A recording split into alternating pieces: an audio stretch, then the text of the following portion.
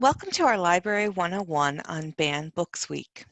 This video will highlight what the week is and why librarians make a big deal out of it. What is Banned Books Week? It is a week set by the American Library Association each September to show all the books that have been challenged in libraries and the reasons behind their challenges. These books might have been removed from libraries or once simply challenged, and the library chose to keep them.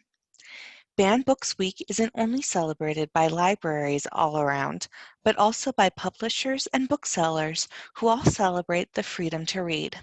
The reason why we honor it. The reason to honor it. Libraries around the country celebrate Banned Book Week with programs and displays. We do this because it is a librarian's duty to fight censorship, and when communities dispute a book and want it removed from the library, this is censorship. These books are generally disputed because a member of the public feels like they can improve the morality of the community without access to those materials.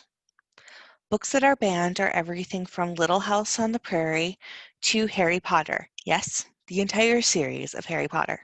The American Library Association takes censorship seriously and wants to show the general population some of the different reasons why there are controversies over different books and why it is so important that libraries not fold under the pressure to ban these items. If a library did that for one patron, then other patrons who wanted to read the books would then be forced to get it elsewhere, and that is counter to what a library wants to do for their community. How can you celebrate it? Obviously, in 2020, celebrating anything is a bit more difficult, but there are ways to do this virtually. You can celebrate with a physical or virtual display of books that have been banned throughout the years. Build a display and then post it on social media. A library's Instagram would work great for this. One thing that a North Dakota library does is wrap the books in brown paper and put the reason why it was banned on it, and then have patrons guess which book it is. This could be transferred virtually by doing a multiple choice poll, stating the banning reason and then listing 4 books that could fit under that reason. Just make sure to announce the correct answer the next day. Or another option along the same lines is to list the book and then have your audience choose the reason they think it was banned from the library. Again, make sure to post the correct answer the next day.